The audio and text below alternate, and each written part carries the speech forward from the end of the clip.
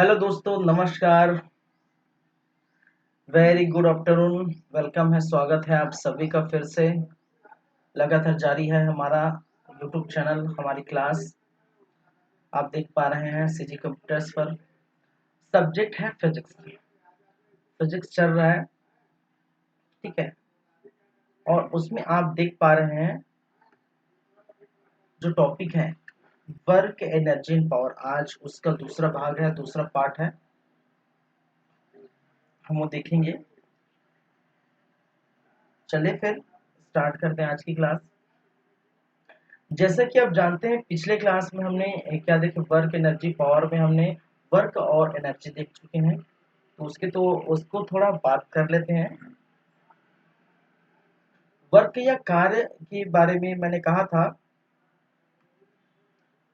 कि किसी वस्तु पर किया गया कार्य उस वस्तु पर आरोपित बल एवं बल की दिशा में निश्चित कोण पर विस्थापन के परिणाम का गुणनफल क्या कहलाता है? कार्य कहलाता है। और इसका जो फॉर्मूला था, इसका जो सूत्र था, इसका जो फॉर्मूला था वो क्या था भाई साहब? W equal to F into T cos theta. जहां पर W क्या था? वर्क या कार्य, एफ फोर्स या बल, डी फॉर डिस्प्लेसमेंट या विस्थापन, और कॉस थीटा जो है कोण बनाते हुए। तो इसको पूरा हम इस प्रकार से लिख सकते थे, कार्य बराबर बल गुणित एक निश्चित दिशा में कोण बनाते हुए विस्थापन। और इसका जो यूनिट है, एसआई यूनिट है, इसका जो एसआई यूनिट था वो है न्यूटन मीटर, या इसको जूल कह सकते हैं, या डाइन सेंटीमीटर, या इसको अर्ग।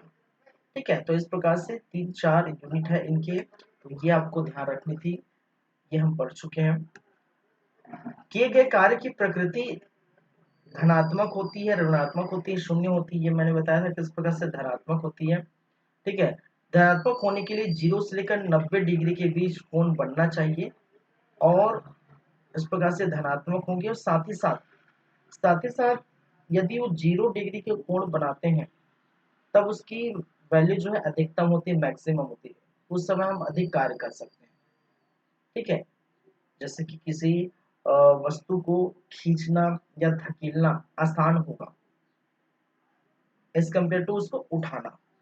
ठीक है, किसी एंगल से लेकर उठाना, जैसे इसको 30 डिग्री एंगल से लेकर उठाना ये आसान नहीं होगा। और इसमें हम देखे थे W equal to F into D cos theta, और कॉस जीरो, अगर 0 डिग्री से ये जो है कार्य हो रहा है तो कॉस जीरो बराबर 1। और इस प्रकार से कार्य मैक्सिमम होगा, अधिकतम होगा किस समय? 0 डिग्री पर। ये हमने देखे थे। कार्य ऋणात्मक किस स्थिति में होता है? जब आरोपित बल और पिंड की विस्थापन के मध्य जब कोण बनता है 90 से लेकर 180 डिग्री के बीच, तब क्या होता है? तब क्या होता है भाई साहब? ये ऋणात्मक होता था। 180 डिग्री की अगर हम बात करें तो 180 डिग्री में जो है न्यूनतम होगा। कैसे न्यूनतम होगा कि 180 cos 180, इसमें देखिए W equal to F into D cos 180, और cos 180 का मान -1 था। और इस प्रकार से ये किस में चला गया? माइनस माइनस में भी चला गया, और सबसे न्यूनतम है। तो एक तरफ हम अगर फोर्स लगा रहे हैं, दूसरी तरफ ये क्या हो रहा है? ये मूव कर रहा है। दूसरी तरफ क्या हो रहा है? ये विस्थापन हो रहा है। तब की स्थिति में क्या होगा? ये ऋणात्मक होगा और न्यूनतम होगा। शून्य किस स्थिति में होगा? हमने कहा था कि जब विस्थापन 0 हो। ठीक है, तो W equal to F into D, तो एफ इंटू 0, क्योंकि विस्थापन अगर 0, हम अत्यधिक बल लगाएं किसी वस्तु को और वो विस्थापित ही नहीं हो रहा है, तो हम क्या कर सकते हैं? हमारा कार्य 0 है। ठीक है, आप किसी बस को, किसी ट्रक को आप धक्का मार रहे हैं, जोर से 200 धक्का मारा, लेकिन वो टस से मस नहीं हो रहा है, तो आपकी स्थिति में क्या होगा? जो है कार्य 0 होगा, क्योंकि आपने कोई कार्य नहीं किया। हालांकि आपने बल लगाया लेकिन कोई कार्य नहीं किया। जब आरोपित बल 0 हो तब की स्थिति में भी क्या होगा? W इक्वल टू 0 होगा। ठीक है, आपने बल जो है आरोपित किया ही नहीं, तो विस्थापन भी नहीं होगा। इस प्रकार से ये जो है कार्य 0 होगा माना जाएगा। बल एवं विस्थापन की दिशा अगर लंबवत हो, 90 डिग्री हो, तो इस प्रकार से हमने निकाले थे F into D cos theta, और कॉस 90 का मान 0। और इस प्रकार से अगर ये 0 हो गए तो सभी 0, तो वर्क बराबर हमारा क्या हो जाता था? 0 हो जाता था। फिर हमने बात की थी ऊर्जा एनर्जी के बारे में, और परिभाषा लिखे थे कार्य करने की क्षमता को ऊर्जा या एनर्जी कहते हैं। इसका मात्रक क्या था भाई साहब? इसका मात्रक जूल था, अदिश राशि थे, और कार्य और एनर्जी एक दूसरे जो है एक बराबर होते हैं, कि हम किस प्रकार से वो बताए थे। फिर हमने ऊर्जा के प्रकार देखे, जहाँ पर गतिज ऊर्जा, स्थितिज ऊर्जा होते थे, काइनेटिक एनर्जी और पोटेंशियल एनर्जी। काइनेटिक एनर्जी क्या था कि किसी गतिमान या गतिशील वस्तु में उसमें गति के कारण उत्पन्न गति के कारण उत्पन्न कार्य करने की क्षमता को हमने क्या कहा था? गतिज ऊर्जा कहा था। और इस प्रकार से फॉर्मूला हमने देखे थे, is equal to M S, जहाँ पर एम मास है, ए जो है आपका त्वरण है, और एस आपका विस्थापन है। ठीक है, और इसको जो डेरिवेशन है गति के तीसरे समीकरण से एस की वैल्यू लाए थे, एस की वैल्यू 1/2 बेस कर, तो यहाँ पर पुट करेंगे तो हमें फाइनली जो प्राप्त हुआ था A is equal to half M B square, और यही क्या है? यही गतिज ऊर्जा का फॉर्मूला है, जहाँ पर E is equal to energy, M is equal to mass या द्रव्यमान, और V इज इक्वल वेलोसिटी या वेग। ठीक है, तो इसको आपको याद करनी थी। फिर गतिज ऊर्जा के उदाहरण हमने देखे थे, क्या क्या उदाहरण थे? जितनी भी चीजें गति कर रही, गतिमान कर रही है, चाहे वो कार हो, हवाई जहाज हो, पंखा हो चल रहा है, रेलगाड़ी चल रहा है, मोटर चल रहा है, सभी क्या है? सभी में गतिज ऊर्जा है। ठीक है, फिर हमने देखे थे स्थितिज ऊर्जा, जब किसी वस्तु को की स्थिति या हाइट सबसे ऊपर ले जाते हैं। ठीक है, हाइट सबसे ऊपर होगी, हाइट में होगी, तब उसकी जो है ऊर्जा जो निहित होगी, उसी को हमने क्या कहा था? उसी को हमने कहा था स्थितिज ऊर्जा, जिसको हमने किससे डिनोट करते हैं? इसको यू से भी डिनोट करते हैं, बड़ा यू, और या फिर इसको डिनोट करते हैं पी। इसको यू से भी डिनोट करते हैं, या डिनोट करते हैं इसको पीई से। ठीक है, एम जी एच। स्थितिज ऊर्जा के उदाहरण हमने देखे थे, ऊपर लटकी हुई हवाई जहाज, स्थितिज ऊर्जा है, ऊपर लटकी हुई पंखा, गतिमान करते हुई कार, ये भी स्थितिज ऊर्जा है, इसमें रहते हैं, याद रखिए, हमने बात की थी। फिर किस प्रकार से स्थितिज ऊर्जा और गतिज ऊर्जा में संबंध हम स्थापित किए थे, कैसा हम, अब वो हम देखे थे। ठीक है, तो इस प्रकार से हमने बात की थी।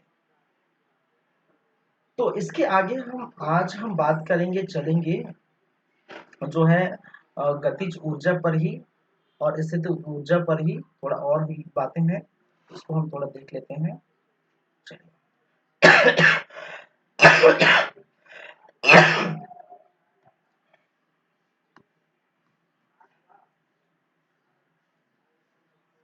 देखिए, यहाँ पर स्थितिज ऊर्जा देख रहे थे, तो इसको हम स्थितिज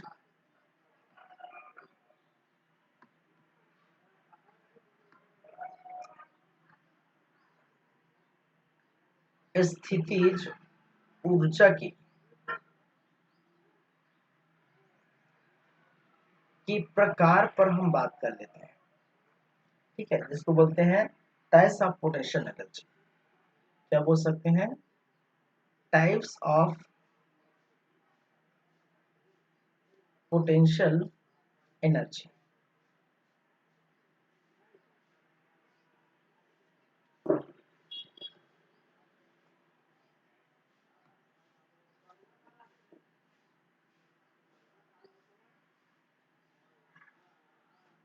तो ये कितने टाइप होते हैं भाई साहब? ये होते हैं 3 टाइप के।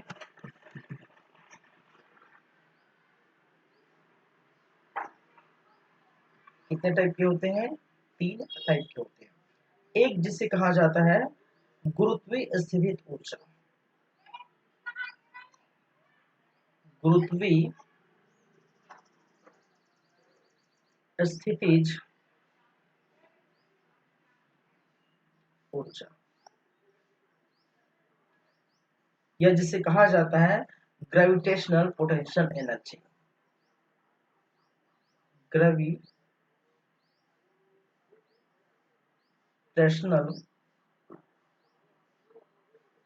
पोटेंशियल एनर्जी, मैं इसको पीई लिख देता हूँ, समझ जाइएगा आप। ठीक है, ग्रेविटेशनल पोटेंशियल एनर्जी, पीई लिख दो, अब समझ जाइए। पहली बात है, दूसरी बातें, इसको दूसरा बोलते हैं जिसको बोला जाता है प्रत्यास्था स्थितिज ऊर्जा। प्रत्यास्था स्थितिज ऊर्जा, या जिसे क्या कहा जाता है, elastic potential energy. Elastic potential energy एक स्थिर वैद्युत स्थितिज ऊर्जा। स्थिर वैद्युत स्थितिज ऊर्जा। ठीक है, चलिए इन सब की जो है बातें करते हैं।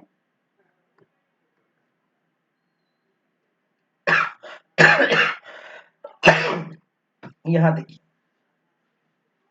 गुरुत्वीय स्थितिज ऊर्जा।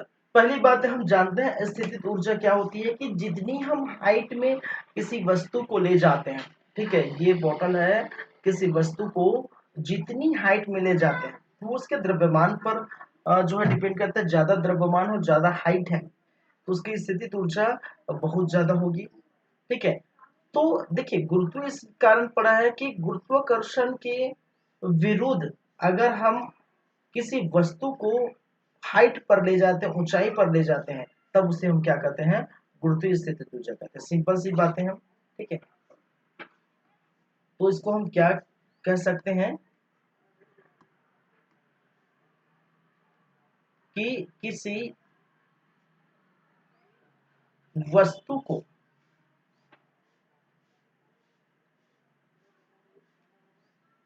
गुरुत्वाकर्षण गुरुत्वाकर्षण बल के विरुद्ध, गुरुत्वाकर्षण बल के विरुद्ध ले जाने पर, ठीक है, किया गया जो है कार्य, किया गया, ठीक है, कार्य क्या कहलाता है, स्थितिज ऊर्जा। क्या कहलाता है, स्थितिज ऊर्जा है। कौन से गुरुत्वीय स्थितिज ऊर्जा है, क्या है, गुरुत्वीय स्थितिज ऊर्जा। जैसे कि किसी वस्तु को देखिए, अगर मैं ये सरफेस है और सरफेस से मैं किसी वस्तु को उठाऊं, तो ये जाहिर सी बात है, इसका जी इधर काम कर रहा है, नीचे काम कर रहा है, और इसका जो है पीई पोटेंशियल एनर्जी कहाँ काम कर रहा है, ऊपर काम कर रहा है। तो जी के विरुद्ध, ठीक है, किसी वस्तु को, ये क्या है, कोई पिंड है, किसी पिंड को जी के विरुद्ध, क्योंकि जी नीचे लगता है, अगर किसी वस्तु को, इस पिंड को मैं उठा रहा हूँ, इसका मतलब क्या है, जी क्या है, नीचे लग रहा है, ठीक है, गुरुत्व बल जो नीचे लग रहा है वो इसका अपोज कर रहा है, ठीक है, तो इसी को हम क्या कहते हैं, गुरुत्वीय स्थितिज ऊर्जा। दूसरा एक है जिसको प्रत्यास्था स्थितिज ऊर्जा, ठीक है, इलास्टिसिटी, ठीक है, स्थितिज ऊर्जा। जब जब आकार या आकृति,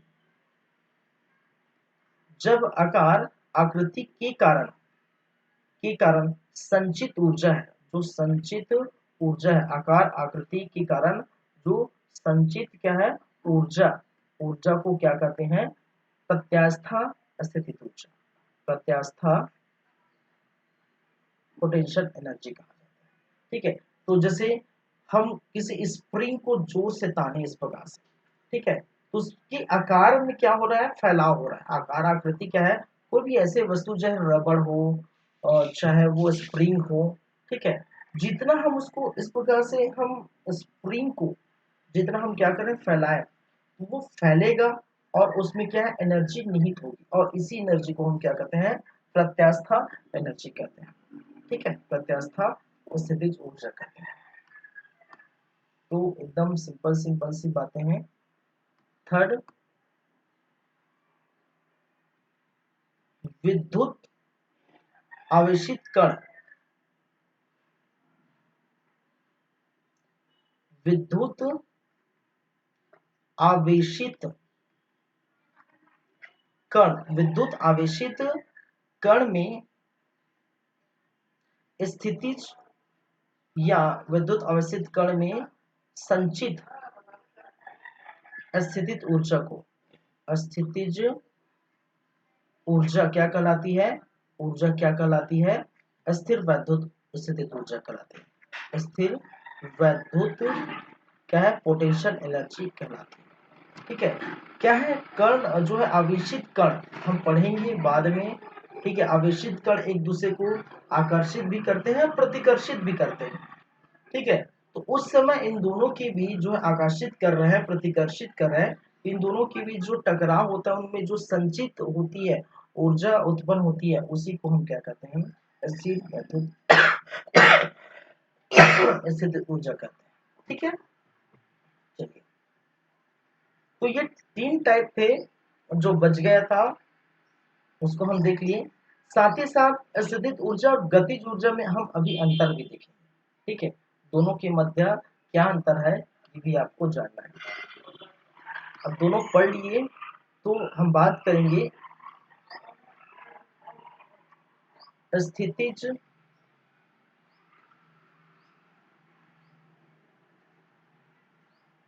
स्थितिज ऊर्जा एवं गतिज ऊर्जा में अंतर। इसको लिख सकते हैं डिफरेंशिएट। ठीक है, डिफरेंशिएट डिफरेंशिएट बिटवीन बिटवीन ठीक है, potential energy and kinetic energy. ठीक है, तो शॉर्ट में हम लिख सकते हैं इस प्रकार से, differentiate between potential energy and क्या है? Kinetic energy. ठीक है, तो एक तरफ मैं लिख देता हूं स्थितिज ऊर्जा, स्थितिज ऊर्जा या जिसको कहा जाता है पोटेंशियल एनर्जी, और दूसरी तरफ लिख देता हूं गतिज ऊर्जा। ठीक है, इसको मैं क्या लिख देता हूं? इस तरफ मैं लिख देता हूं गतिज ऊर्जा, या जिसे कहा जाता है काइनेटिक एनर्जी।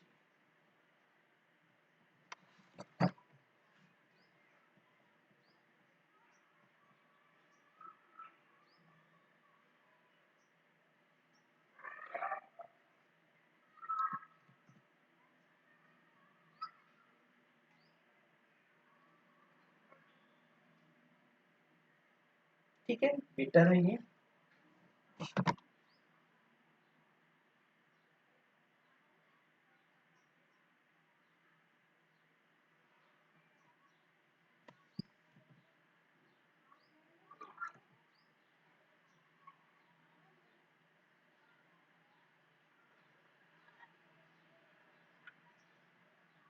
चलिए, पहली बात इनकी, पहली बात स्थितिज ऊर्जा। स्थितिज ऊर्जा क्या है भाई साहब? स्थितिज ऊर्जा क्या है? क्रियाशील ऊर्जा नहीं है। क्रियाशील ऊर्जा नहीं है। पहले लिख लेता हूं फिर बातें करेंगे। यहां पर हम बात करें तो स्थितिज ऊर्जा क्रियाशील, गतिज ऊर्जा क्या है? गतिज ऊर्जा क्रियाशील ऊर्जा है, क्रियाशील ऊर्जा है। अब इसको कैसे हम डिफाइन करेंगे? देखिए, स्थितिज ऊर्जा के बारे में मैंने कहा था कि जब हाइट में जाती है, ठीक है, जितना, अगर इसकी हम बात करें, स्पेन की बात करें तो स्पेन अगर रखा हुआ है तो स्थितिज ऊर्जा इसका नगण्य है, शून्य है।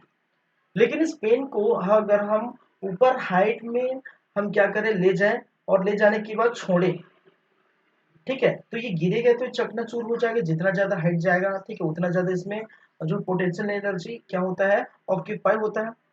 तो स्थितिज ऊर्जा क्रियाशील ऊर्जा इसलिए क्योंकि वो अपनी स्थिति के कारण ठीक है, भले वो हाइट में गया लेकिन अपनी स्थिति के कारण वो बंद पड़ी है कोई चीजें, ठीक है, ये बंद पड़ी कोई चीजें, कोई ये स्टार्ट होने वाली नहीं, ठीक है, स्टार्ट होगा कहाँ, ये बंद पड़ी चीजें हैं, इसको ऊपर ले जाए तो इसमें जो निहित ऊर्जा है वो क्रियाशील नहीं है, ठीक है, ये क्रियाशील नहीं। लेकिन हम गतिज ऊर्जा की बात करें कि कोई गतिज ऊर्जा करने का मतलब कोई कार चल रहा है, कार गतिमान है, हवाई जहाज उड़ रहा है, कोई भी चीजें अगर गतिमान है, पंखा चल रहा है, कोई भी चीजें अगर गतिमान है तो उसमें जो ऊर्जा निहित होती है वो क्रियाशील होती है, ये याद रखिए, पहली बात है। दूसरी बातें, ऊंचाई में परिवर्तन पर स्थितिज ऊर्जा परिवर्तन होता है, ये अच्छी बात है और सही बात है। ऊंचाई पर या ऊंचाई में परिवर्तन, ऊंचाई में परिवर्तन से, ऊंचाई में परिवर्तन से या परिवर्तन होने पर पोटेंशियल एनर्जी या स्थितिज ऊर्जा में क्या होता है, परिवर्तन होता है, परिवर्तन होता है। जाहिर सी बात है क्योंकि ये उसी से बना हुआ है, जितना हम ऊंचाई में ले जाएंगे उतना पोटेंशियल एनर्जी हाई होगा, ठीक है। तो जैसे कि मैंने बताया, इन दोनों को भी हम लिख लेते हैं एक साथ, उसके बाद बात करेंगे। वेग में, वेग में परिवर्तन होने पर काइनेटिक एनर्जी में क्या होता है, परिवर्तन होता है, परिवर्तन होता है, ठीक है। तो जैसे कि मैंने बताया ऊंचाई में परिवर्तन होने पर पोटेंशियल एनर्जी में परिवर्तन होगा, क्यों, क्योंकि मैंने बताया था कि इसको अगर हम, अगर एक जो है 5 फीट 10 फीट से इसको नीचे गिरा है इस बोतल को, ठीक है, 2 kg का बोतल है, मान के चलिए सब पानी भरा हुआ है, 5 फीट 10 फीट से नीचे गिरा है, तो मैंने क्या कहा, कुछ ढक्कन वगैरह टूटेगा, कुछ टूटेगा, ठीक है, थोड़ा बहुत जो है थोड़ा नुकसान होगा। लेकिन इसी को 10 तल्ले की 15 तल्ले की बिल्डिंग से नीचे गिरा है तो क्या होगा, वो चकनाचूर हो जाएगा। इसका मतलब हम 5 फीट 6 फीट तक इसको देखें तो इसकी स्थितिज ऊर्जा क्या हो रही, कम हो रही, जो अब स्थितिज ऊर्जा कम होगी तो वो जो है नुकसान कम होगा। लेकिन जितना अधिक मात्रा में ऊंचाई में जाके गिरेगा, आप अगर आप लोग देखे होंगे कोई व्यक्ति अगर एक फर्स्ट फ्लोर से गिरता है तो हाथ पैर टूटता है, बस ज्यादा कुछ नहीं होता, ठीक है, वो तो अलग बात है कि कोई किसी की मृत्यु हो जाती है, वो अलग बात है, लेकिन ऐसा होता है। लेकिन अगर 5 माले 10 माले से वो गिरे तो पूरी तरह से वो चकनाचूर हो जाता है, क्यों, क्योंकि जितना ऊंचाई जाएंगे उतना स्थितिज ऊर्जा अधिक होगा, जितना हम ऊंचाई में कम रहेंगे उससे स्थितिज ऊर्जा कम होगी। तो स्थितिज ऊर्जा किस पर डिपेंड करता है, ऊंचाई पर डिपेंड करता है, ठीक है। ऊंचाई में परिवर्तन होने पर पोटेंशियल एनर्जी में परिवर्तन होता है। और गतिज ऊर्जा के केस में क्या है, वेग में परिवर्तन होने पर, ठीक है, वेग में परिवर्तन होने पर गतिज ऊर्जा, क्योंकि इसका डेफिनेशन यही है कि गतिमान वस्तु पर, गतिमान ऑब्जेक्ट पर ही क्या हो रहा है, ठीक है, एक गतिमान जो है वस्तु, मान के चलिए गतिमान ही कार है, तो जितना गति करेगा उतना उसमें काइनेटिक एनर्जी प्रोड्यूस होगा। लेकिन जितना उसमें वेग में, ठीक, उसके वेग में अगर कमी आ रही, वेग में कमी आ रही, तो जाहिर सी बात है इसमें भी क्या होगा, परिवर्तन होगा, ठीक है, कमी आ रही तो कम काइनेटिक एनर्जी होगा, अधिक होगा तो अधिक काइनेटिक एनर्जी होगी।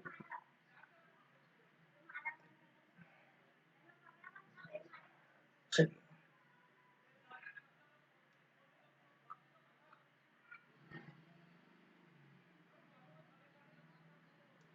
चलिए, तीसरा एक पॉइंट लिखा है इसमें, ऊंचाई, ऊंचाई पर विरामावस्था, विरामा विरामावस्था, पहले लिख लेता हूँ फिर हम बातें करेंगे क्या कहना चाहता है।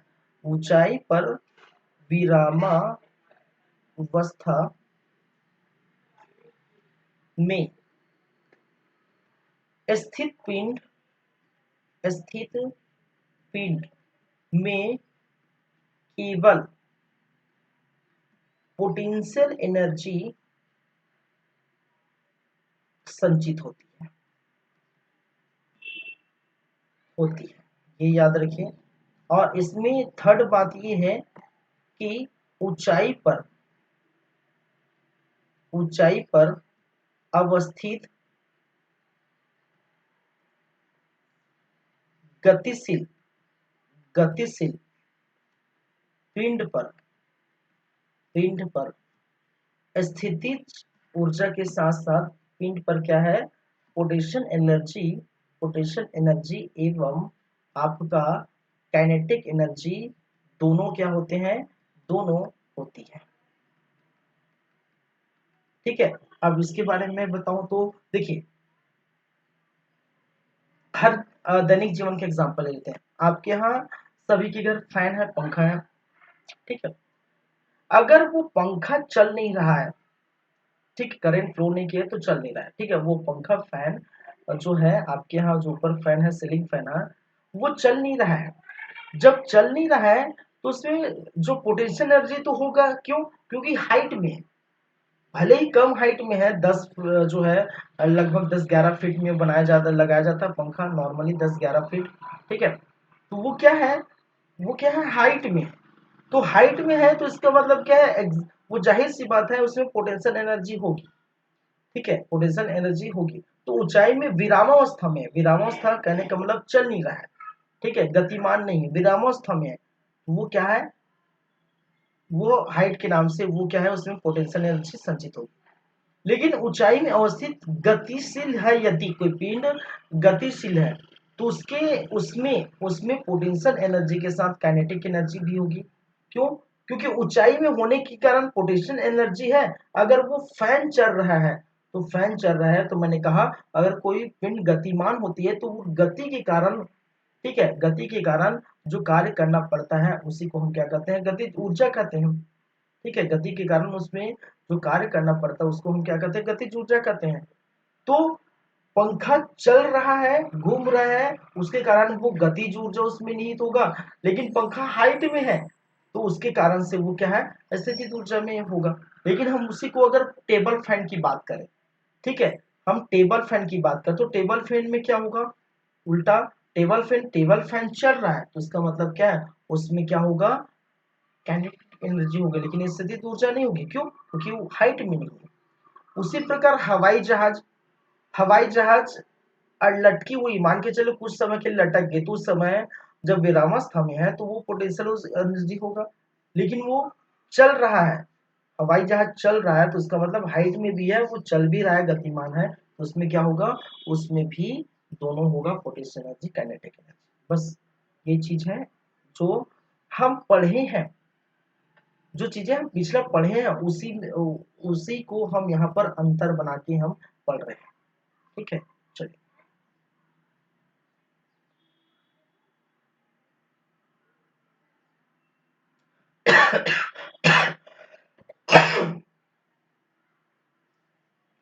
एक और पॉइंट है, इसको हम लिख लेते हैं, फिर ये हो जाएगा खत्म आपका, ठीक है।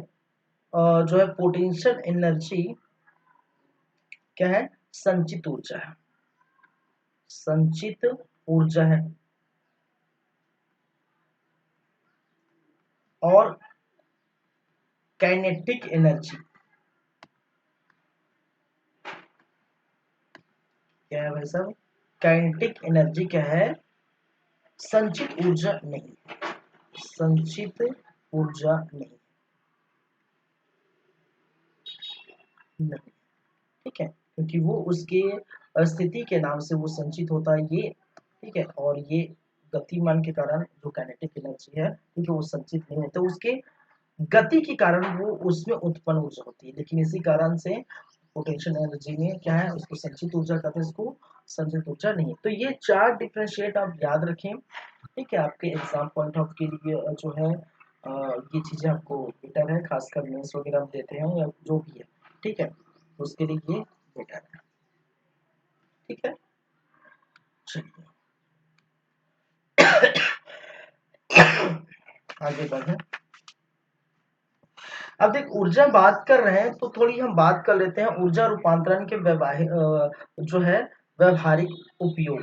कहने का मतलब जो है, कोई अगर जो है मशीन है, ठीक है, उस मशीन को हम किस अगर उसको चालू करें तो किस प्रकार से ऊर्जा उसमें रहती है, तो वो हम देखेंगे, ठीक है। हम इसको लिख सकते हैं ऊर्जा रूपांतरण, रूपांतरण, ऊर्जा रूपांतरण के व्यवहारिक उपयोग।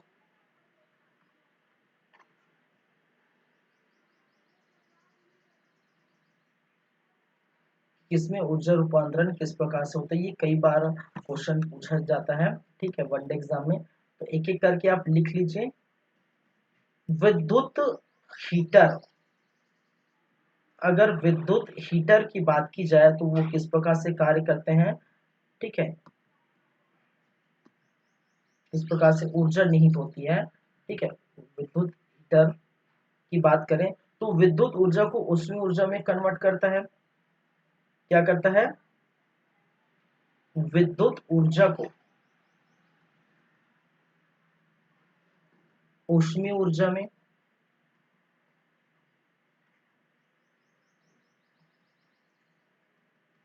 ये याद रखिए। दूसरा अगर बात करें तो लाउड स्पीकर, क्या भाई? Loud speaker. और लाउड स्पीकर क्या करेगा? विद्युत ऊर्जा को ध्वनि ऊर्जा में परिवर्तन करता है। विद्युत ऊर्जा को किसमें? ध्वनि ऊर्जा में।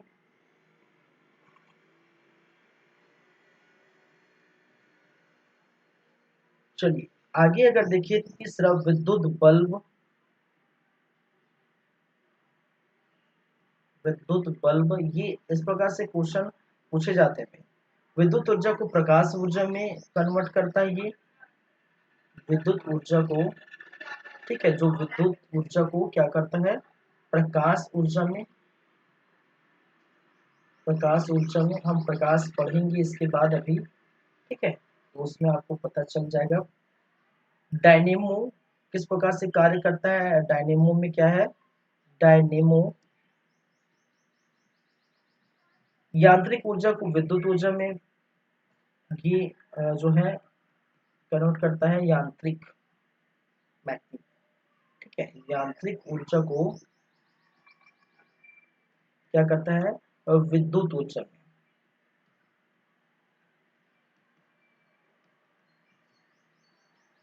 फिर बात करें तो कार की बैटरी,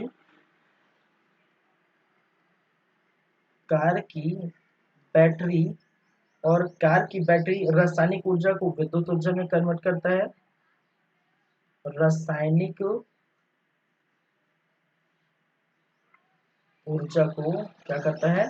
विद्युत ऊर्जा में।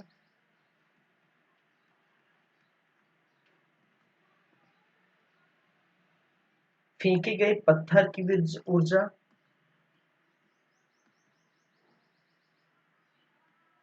फेंके गए पत्थर में किस प्रकार की ऊर्जा होती है?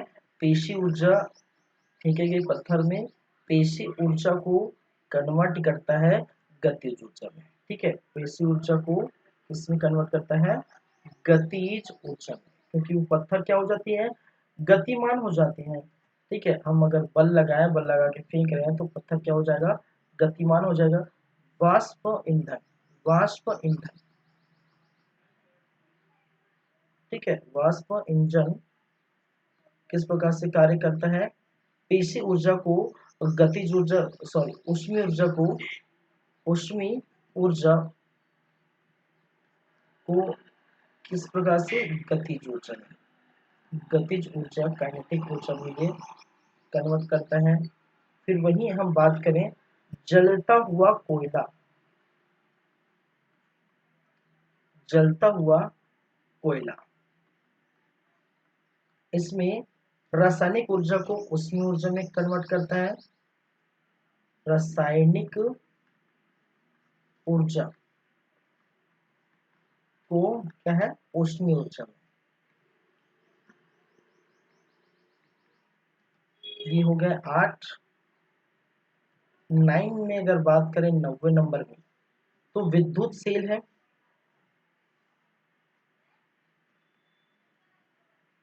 विद्युतशील, और विद्युतशील क्या करता है, रासायनिक ऊर्जा को विद्युत ऊर्जा में,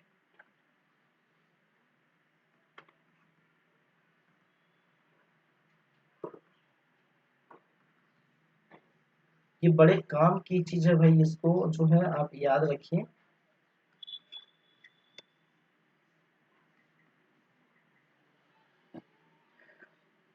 बिजली का चूल्हा,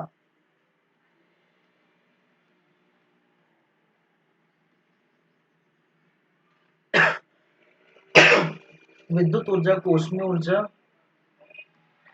ठीक है, बिजली की चूल्हा इसमें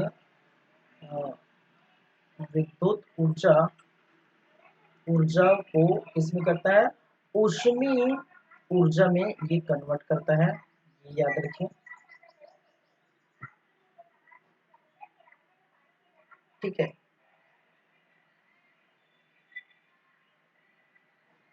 बिजली का पंखा, कहने का मतलब है पंखा नॉर्मल से, बिजली का पंखा और बिजली वाला जो पंखा है वो किस प्रकार से ये कन्वर्ट होता है, विद्युत ऊर्जा को यांत्रिक ऊर्जा में कन्वर्ट करता है, विद्युत ऊर्जा को क्या करता है, यांत्रिक ऊर्जा में। 12वें नंबर में टरबाइन, ठीक है, क्या है, टरबाइन।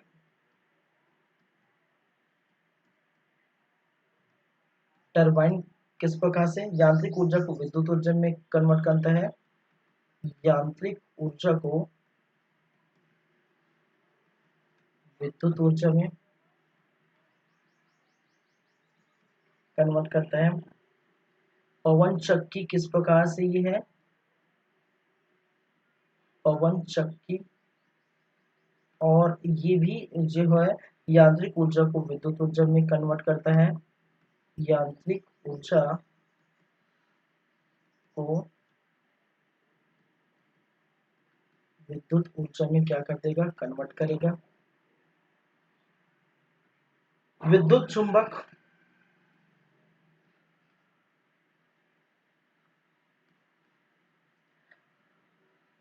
विद्युत ऊर्जा को चुंबकीय ऊर्जा, ठीक है, विद्युत ऊर्जा को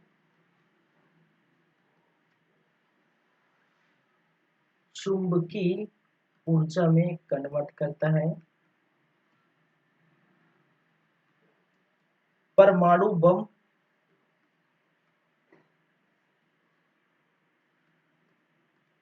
रासायनिक ऊर्जा को नाभिक ऊर्जा में, रासायनिक ऊर्जा को क्या करेगा, नाभिकीय ऊर्जा में कन्वर्ट करेगा, ठीक है, इसमें नाभिकीय ऊर्जा में, ये याद रखिए।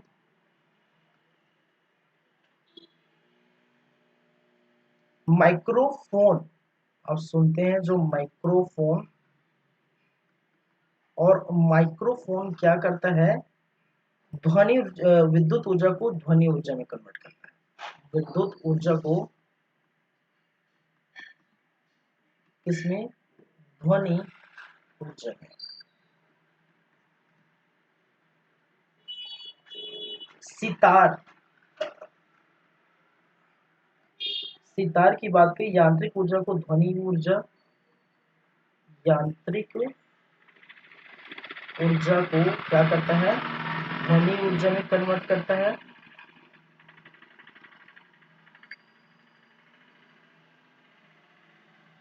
मोमबत्ती, मोमबत्ती,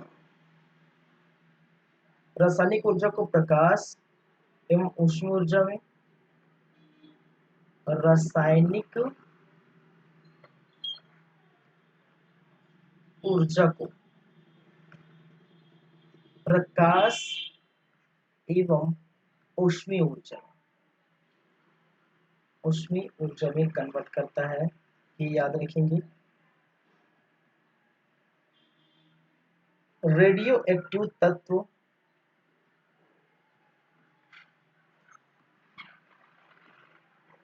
ठीक है, रेडियो एक्टिव तत्वों का विघटन, तत्वों का विघटन,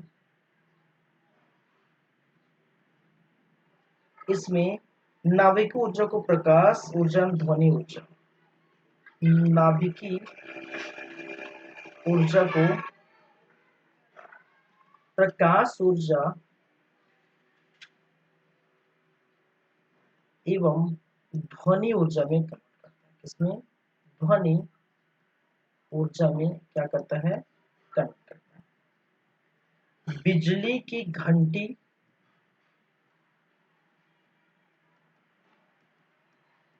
बिजली की घंटी या टेलीफोन की घंटी, टेलीफोन की घंटी या बिजली की घंटी, दोनों में विद्युत ऊर्जा को ध्वनि ऊर्जा, विद्युत ऊर्जा को क्या करता है? ध्वनि ऊर्जा में कन्वर्ट करता है, ध्वनि ऊर्जा में। विद्युत जनित, विद्युत जनित यांत्रिक ऊर्जा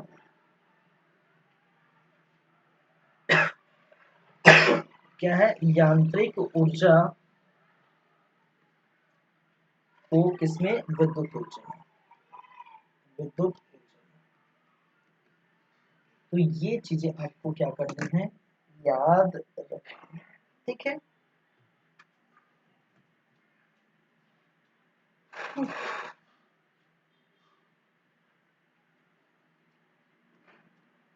चलिए। तो ये थे किसकी बात है भाई? स्थितिज ऊर्जा, स्थितिज ऊर्जा, गति ऊर्जा में अंतर, और ये ऊर्जा और रूपांतरण में व्यवहारिक उपयोग किस प्रकार से होता है वो आप देख लीजिए। चलिए, इसके बाद जो बच गया है, जो हम देखेंगे वो कौन सा है? वो है पावर, या जिसको कहा जाता है शक्ति। ठीक है, इसके बाद हम जो देखेंगे क्या है भाई सब? पावर या शक्ति। शक्ति, सामर्थ्य, या जिसको कहा जाता है पावर, क्या कहते हैं? शक्ति, या इसी को कहा जाता है सामर्थ्य, या इसी को हम कहते हैं पावर। ठीक है, क्या कहते हैं? पावर।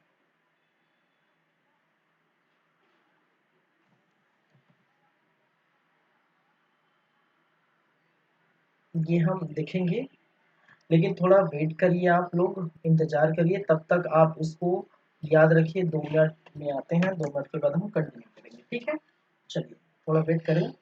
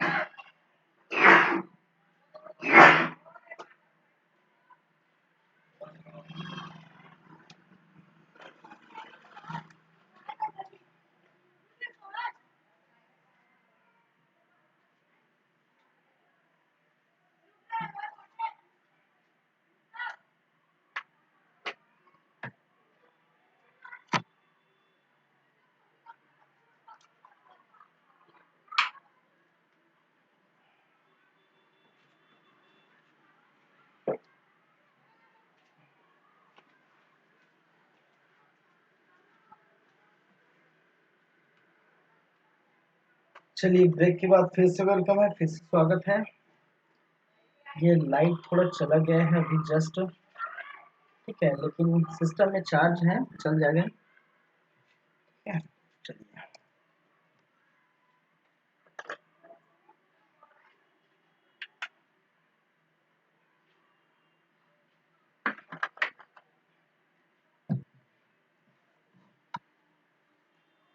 आगे बढ़ते हैं। हम बात करेंगे इसमें शक्ति या जिसको कहा सामर्थ्य या जिसको कहा जाता है पावर। ठीक है, तो देखिए शक्ति या सामर्थ्य का मतलब होता है कार्य करने की दर। एक सिंपल सा अगर परिभाषा देखिए, एक सिंपल से हम परिभाषा हम बात करें,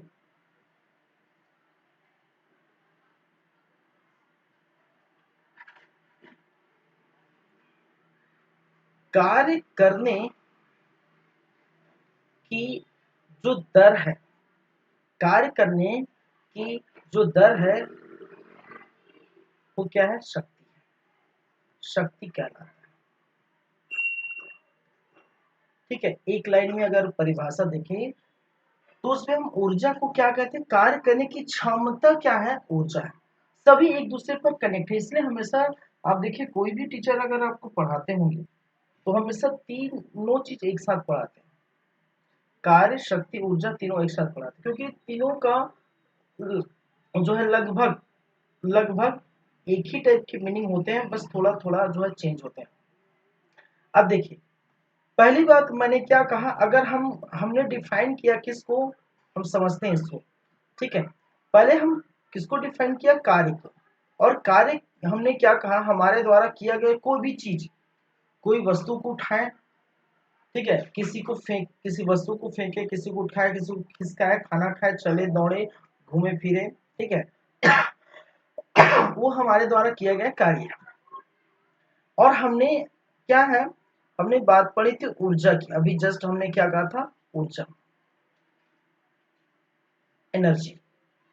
तो एनर्जी हमने क्या कहा था कि एक समय में जितना जो आपका, ठीक है, अगर आपके पास उतनी क्षमता है कि जितनी क्षमता है उतना ही आप क्या कर सकेंगे, कार्य कर सकेंगे। तो कार्य किस पर भी डिपेंड है, क्षमता पर। जितना ज्यादा अधिक कार्य करना चाहते हैं तो आपकी क्षमता अधिक होनी चाहिए। ठीक है, अगर आप चाहते हैं कि आप जो है 12 घंटे कार्य कर सकते हैं तो आपकी क्षमता, आपकी एनर्जी बहुत है। कई ऐसे होते हैं कि 4 घंटे 5 घंटे में थक जाते हैं, भाई साहब थकावट महसूस हो रहा है कि हमें एनर्जी नहीं है, हमसे नहीं हो पाएगा, तो उनकी क्षमता उतनी नहीं है। किसी की क्षमता, ड्यूटी देखते हैं सुबह पूरा ड्यूटी कर लेते हैं, पूरा नाइट ड्यूटी भी कर लेते हैं, सोते भी नहीं। ठीक है, तो वो उनकी जो क्षमता है वो अत्यधिक होती है। ठीक है, और उसी पर हम अगर इसको शक्ति में जोड़ दें, अगर हम इसको शक्ति में जोड़ दें, इसका मतलब क्या है कि वो उसके पास कितना ताकत है, कितना पावर है।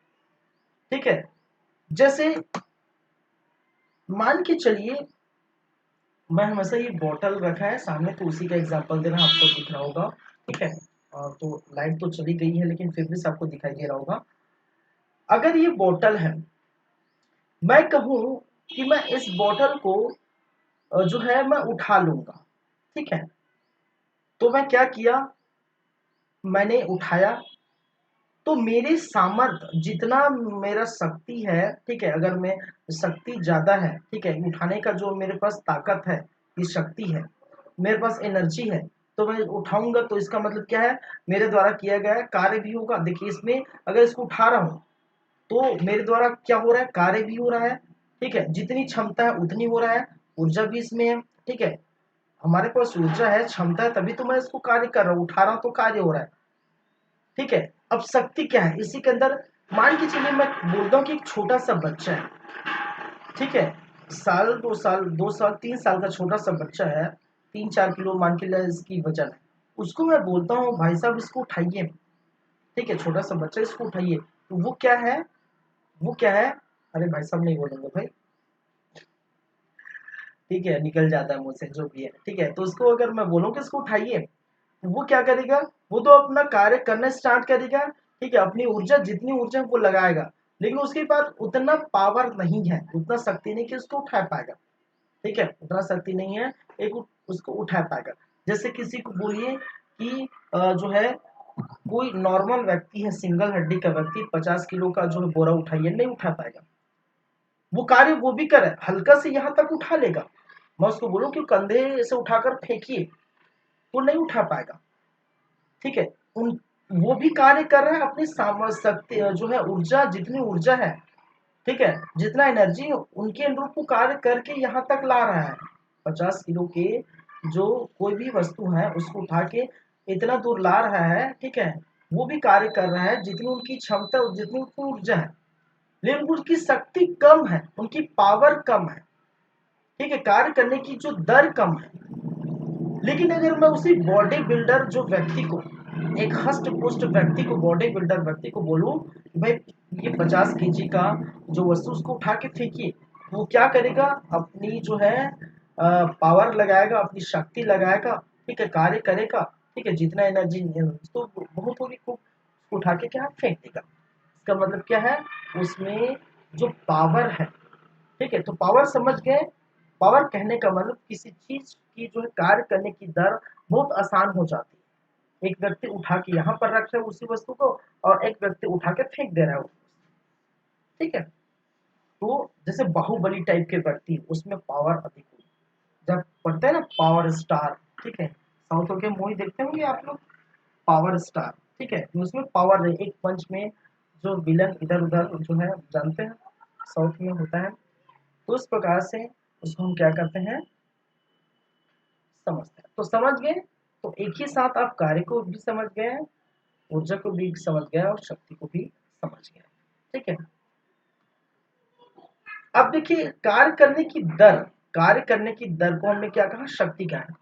तो शक्ति बराबर क्या होगा भाई साहब, शक्ति बराबर कार्य बटे क्या है, जो है समय, कार्य बटे समय। अब इसको कैसे डिनोट करेंगे, इसको हम क्या लिखेंगे, इसको P बराबर वर्क बटे वर्क डन बटे समय जो है T, समय को हम T से डिनोट करें, किसको, T से डिनोट करते हैं। अब यहाँ पर देखिए पावर जो होता है, जो शक्ति को इंग्लिश में क्या कहते हैं, पावर, इसलिए इसका कैपिटल लेटर P हम लिखे, P is equal to W बटे T, मतलब कार्य होगा समय के साथ, ठीक है, कार्य और बटे समय इज इक्वल टू शक्ति। तो एक व्यक्ति, मैंने क्या कहा, हष्ट पुष्ट व्यक्ति, उसको 50 किलो के उस जो वस्तु को उठा के, धीरे धीरे उठा के यहाँ तक उठा के उसको फेंक रहा है। लेकिन एक हष्ट पुष्ट व्यक्ति तुरंत उठाकर उसे फेंक रहा है, मतलब उसमें क्या हो रहा है कि समय कम लग रहा है। पावर वाले व्यक्ति में क्या है, समय कम लगता है। ठीक है, अगर 10 जो है 20-20 किलो की 10 वस्तु है, उसको उठा के से दूसरे स्थान ले जाइए, ठीक है, तो जो नॉर्मल व्यक्ति है, जो एकदम सामर्थ्य नहीं उनका, ठीक है, फिर भी से अगर उठा के उसको ले जा रहा है तो उनके पास जो है समय ज्यादा लग रहा है। लेकिन वही हष्ट पुष्ट व्यक्ति उठा के जो है तुरंत तुरंत उसको क्या कर रहा है, उस वस्तु के एक स्थान से दूसरे स्थान ले जा रहा है, इसका मतलब उसके पास पावर अधिक है। ठीक है, तो वो समय के, अगर पावर आपके पास अधिक है तो आप क्या कम समय में अत्यधिक कार्य कर पाएंगे। यहाँ कहने का ये मतलब है, आपके पास अगर शक्ति है तो कम समय में अत्यधिक कार्य करने की क्षमता ही क्या कहलाती है, वही क्या है, आपकी शक्ति। ठीक है, समझ गए, ये चीजें हैं। चलिए, इसमें यदि देखें तो अगर हम बात करें तो ये इसकी जो है एक क्या है, अदिश राशि है, पहली बात तो अदिश राशि है। शक्ति को हम किसमें जो है देखते हैं, अदिश राशि कहने का मतलब इसमें मैग्नीट्यूड परिमाण बस होगा, इसमें दिशा का ज्ञान नहीं होगा। ठीक है, और इसका जो मात्रक है, इसको मैं लिखता हूँ राशि, राशि कौन सी है, अदिश राशि, अदिश राशि। और मात्रक क्या है भाई साहब, मात्रक है जूल प्रति सेकेंड, जूल प्रति सेकेंड। क्यों जूल प्रति सेकेंड? क्यों? क्योंकि कार्य का मात्रक होता है जूल और टी को हम बोलते हैं सेकेंड। ठीक है, तो जूल हो गया कार्य का मात्रक जूल है और नीचे टी है तुम्हारा टी सेकेंड, जूल प्रति सेकेंड। ये बस याद रखिए। चलिए ठीक है, या और इसको इसका मात्रक हम लिख सकते हैं तो इसको क्या बोलते हैं वाट। ठीक है, क्या है वाट, इसको क्या कहते हैं वाट भी कहते हैं। तो जूल प्रति सेकंड कहिए या वाट कहिए, मतलब एक ही है। ठीक है, चलिए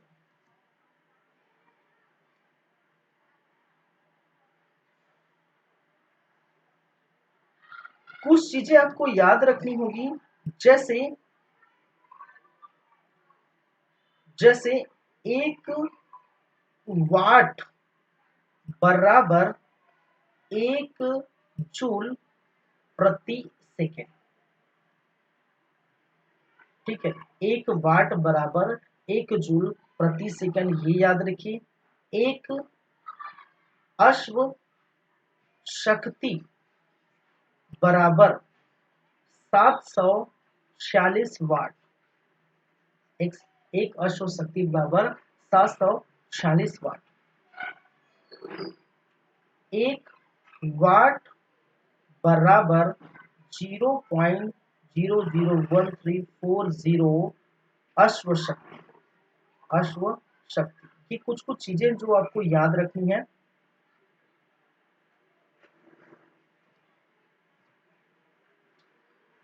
एक किलोवाट, किलोवाट घंटा बराबर 3.6 इंटू 10⁻6 जूल, 10⁻6 जूल। या इसको हम क्या कर सकते हैं 1.34 अश्व शक्ति, अश्व शक्ति निकालें अश्व शक्ति।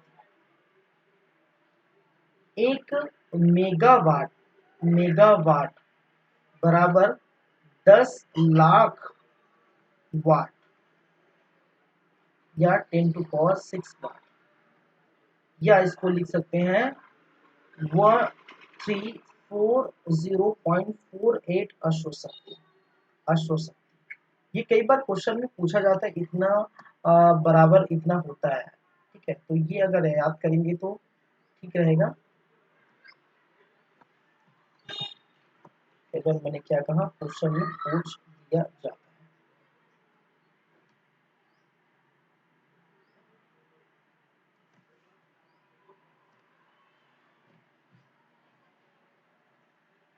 ठीक है, आगे चलते, आगे चलते हैं, आगे बात करेंगे। अब देखिए शक्ति और वेग में जो है संबंध, यहाँ पर हम बात करेंगे शक्ति एवं वेग में क्या है संबंध। तो इसको लिख सकते हैं relation between power and velocity. ठीक है, relation between power and velocity. ठीक है, पावर एंड वेलोसिटी। ठीक है, relation between power and velocity.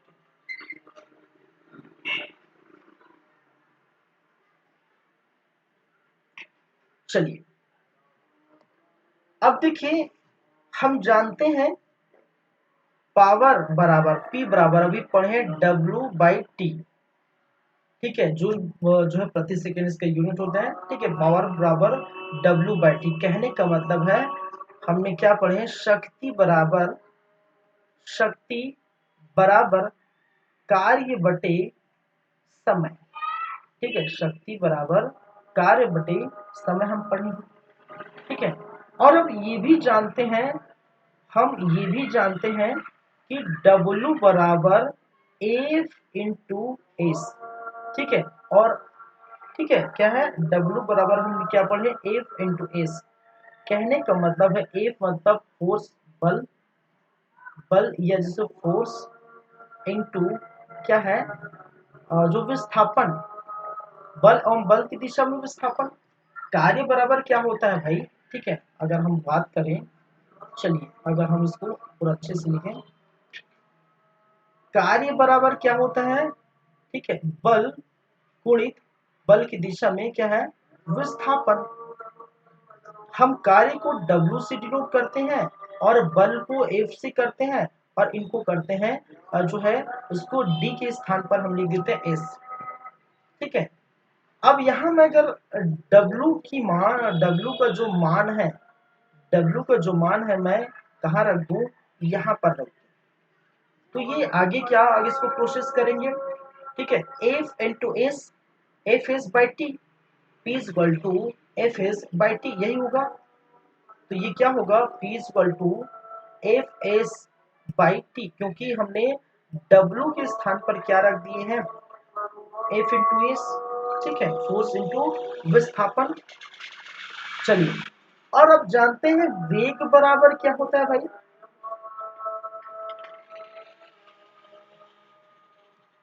वेग बराबर, ठीक है, विस्थापन बटे समय। वेग बराबर क्या होता है, विस्थापन बटे क्या होता है, समय होता है। विस्थापन वेग को v से डिनोट करते हैं, विस्थापन को हमने s से डिनोट करते हैं, s बाई टी। इसको हम कैसे लिखेंगे, s by T, s by T. तो उसको हम क्या करते हैं, इसको इस प्रकार से लिख सकते हैं, p equal to F into S by T लिख सकते हैं।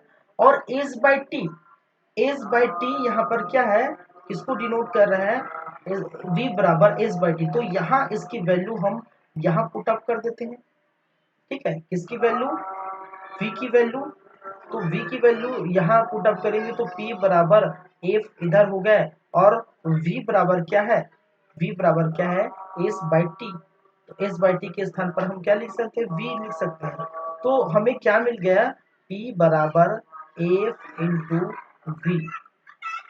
ठीक है, ये है इनका संबंध। कहने का मतलब है शक्ति बराबर पावर, शक्ति बराबर बल गुणित वेग। ठीक है, हम जितना हमारे पास ताकत है, ठीक है, हम अगर बल अत्यधिक लगाएंगे तो उसका वेग अत्यधिक होगा। ठीक है, मतलब हमारा शक्ति किसको प्रदर्शित करता है, हमारा शक्ति किसको प्रदर्शित करता है। तो एक और जो है सूत्र बन गया है, शक्ति बराबर बल गुणित वेग। ठीक है, जितना हम बल लगाएंगे, इस पेन को जितना बल लगा के हम, अगर मान के चले पत्थर है, इस पत्थर को कोई एक व्यक्ति क्या करता है, बल लगा के बहुत दूर तक फेंकता है। ठीक है, तो उसकी जितनी शक्ति है, जितना ताकत है, जितना पावर है, उतना दूर तक जाएगा। मान के चलिए कि व्यक्ति फेंकता है तो 1 किलोमीटर दूर जाके गिरती है वो पत्थर, और वही जिनके पास पावर अत्यधिक है, वो क्या करेगा, उसको 2 किलोमीटर फेंकेगा, 3 किलोमीटर, अरे फेंकता भले उतना दूर नहीं, लेकिन मैं एक एग्जाम्पल दे रहा हूँ। ठीक है, 1-2 किलोमीटर फेंकना बहुत मुश्किल है। ठीक है, मान के चले मैंने कहा 400 मीटर दूरी कोई व्यक्ति फेंक रहा है किसी पत्थर को, ठीक है, बल लगा के, तो उसका वेग जो है, ठीक है, जितना वो लगा के जो है ताकत लगा फेंक रहा है, तो वो 400 मीटर दूर तक फेंकाएगा, 500 मीटर दूर तक फेंकाएगा। तो डिपेंड करता है किस पर, उसके पावर पर। तो पावर बराबर बल गुणित वेग होता है। ये किसके किसके बीच संबंध होता है भाई साहब, ये संबंध होता है शक्ति एवं वेग के बीच क्या होता है, संबंध को क्या कहते हैं हम। ठीक है, इस प्रकार से हम देख सकते हैं। ठीक है,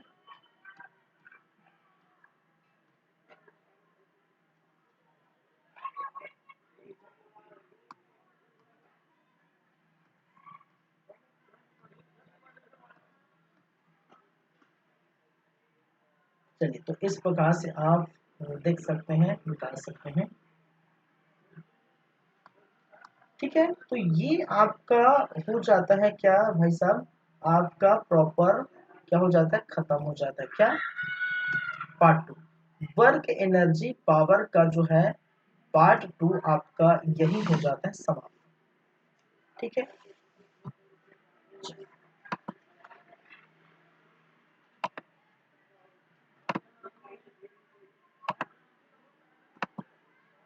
चलिए तो प्रॉपर ये हो गया समाप्त। इसके बाद हम जो पढ़ेंगे, हम जो है देखने वाले हैं एक तो बचा जो बहुत बचा भी ध्वनि हम बात करेंगे, ठीक है।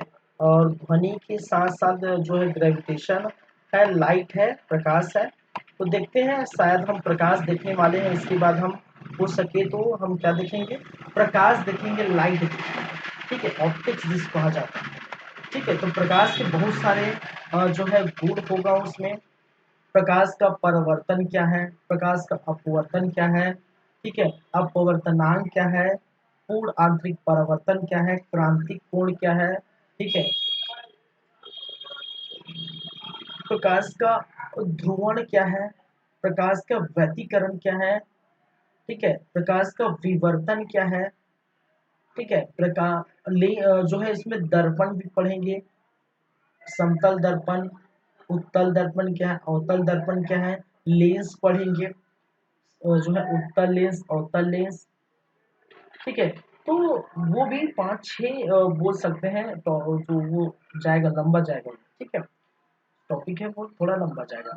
तो आज की कहानी हम यहीं पर हो सकते हैं रखें, क्योंकि समय हालांकि नहीं हुआ, लेकिन चैप्टर हमारा हो गया है क्लोज।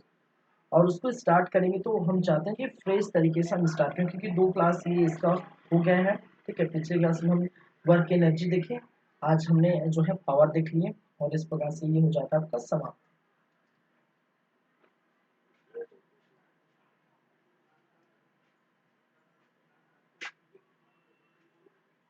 ठीक है, तो फिर चलिए, फिर चलते हैं नेक्स्ट में हम बातें करेंगे, नेक्स्ट क्लास में तब हम वर्क एनर्जी पावर तो हो गया, जो बात करेंगे ऑप्टिक्स में, प्रकाश में।